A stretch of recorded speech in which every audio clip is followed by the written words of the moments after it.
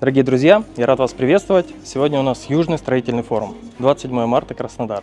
Сегодня у нас соберутся органы исполнительной власти, крупные застройщики, руководители компаний и все, что связано со строительной тематикой. Поэтому сегодня будет насыщенный день, мы с утра до вечера будем на площадке, более 30 спикеров и, естественно, море общения, партнерств, знакомств и новых задач. А от этого мероприятия, на самом деле, я ожидаю, чтобы люди познакомились с новым форматом форума отраслевого, чтобы они узнали, что значит соединиться на одной площадке и не бороться друг с другом, а постараться найти компромисс, общие знаменатели и общие цели.